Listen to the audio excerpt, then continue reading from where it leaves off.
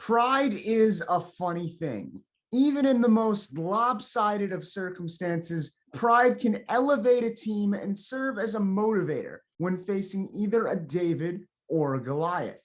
These kinds of emotions are never far removed from any meeting between the Boston Red Sox and the New York Yankees. And given that the Bronx Bombers have been one of, if not the best team in baseball this season, tonight's series opener must have felt like a golden opportunity for the Bo Sox to show their own pride as a potential playoff threat. Jordan Montgomery took the hill for the Pinstripes and got himself in a bit of a mess very early on.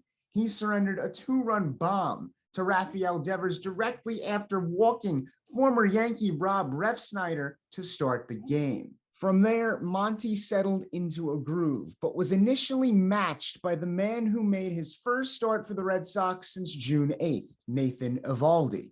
Both starters dealt with base runners, but kept the damage to a minimum early. Eventually, though, Giancarlo Stanton ripped a 3-run home run to give New York a 3-2 lead in the bottom of the third.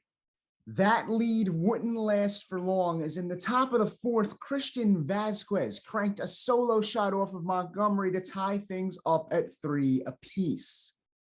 The Yankees had chances to take back the lead in the middle innings, but couldn't seem to completely break Eovaldi.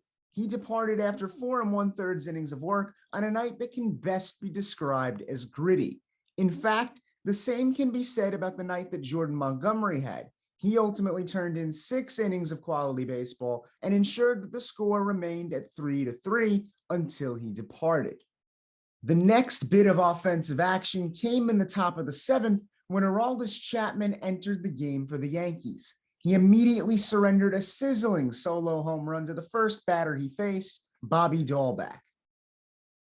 Chapman eventually settled down, and the Bombers also got a key 2-inning performance from Wandy Peralta that made way for a classic Yankee Red Sox finish. Tanner Houck entered the game for Boston expecting to close things out with a 4-3 lead, but he gave up a hit to Gleyber Torres and then hit Matt Carpenter the next at-bat.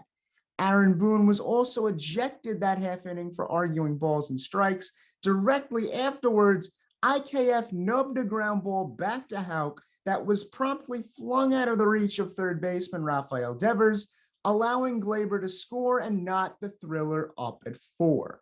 Clay Holmes tossed the top of the 10th, and even with an automatic man on second base, he limboed his way through and gave New York a chance to show what pinstripe pride is all about.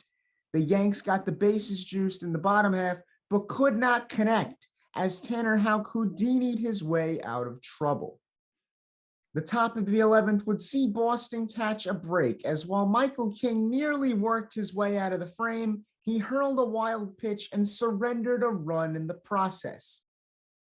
The Yankees could not answer in the bottom of the 11th, making tonight's final the Boston Red Sox 5, the New York Yankees 4.